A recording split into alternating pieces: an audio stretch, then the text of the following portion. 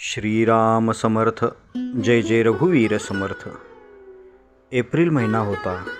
एके दिवशी सकाळी श्री महाराज भजन करण्यास उभे राहिले. थोड्याच अवधीत बरीचशी मंडळी जमा झाली. मग श्री महाराजांनी निरूपण सांगण्यासही प्रारंभ केला. होता होता 2 तास लोटले. सर्व श्रोते तल्लीन होऊन भजन व निरूपण ऐकत होते. इतक्यात श्री महाराज खालील अभंग पुन्हा पुन्हा म्हणू लागले. 53 वर्षे भूमिभार, आता पाहू आपले घर, देह मर्यादा सरली, मागे भक्ती करा भली, तुम्हा सांगितल्या खुना, विसरू देऊ नका मना, दीनदास आनंदला, राम बोलावी तो मला.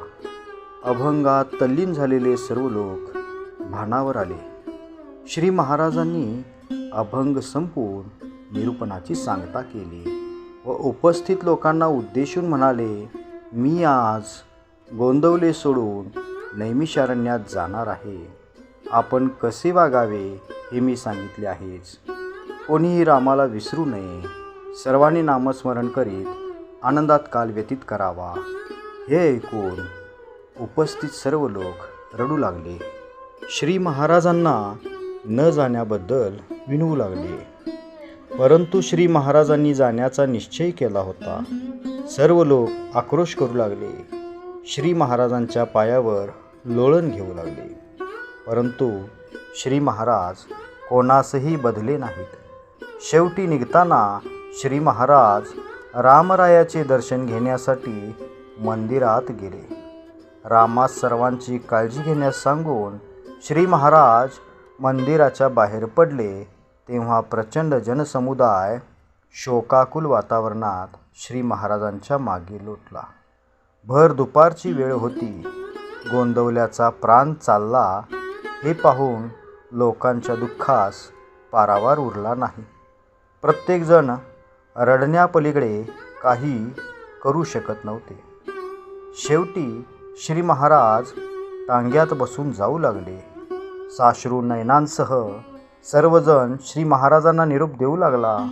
टांगा हलताच सर्वांनी एकच टाहू फोडला. इतक्यात मंदिरातून एक माणूस हात वर करून टांग्याच्या मागे धावू लागला.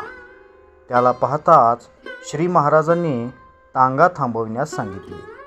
त्यास मागे येण्याचे कारण विचारताच प्रचंड घाबरल्या स्वरात तो माणूस म्हणाला, महाराज, राम, सीता व लक्ष्मण यांच्या डोळ्यातून सारखे अश्रू वाहत आहेत.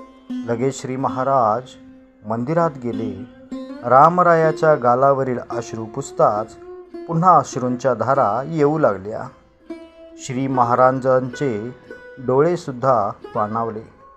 रामरायास ते म्हणाले, मी निघून जाणार म्हणून का तू रडतोस?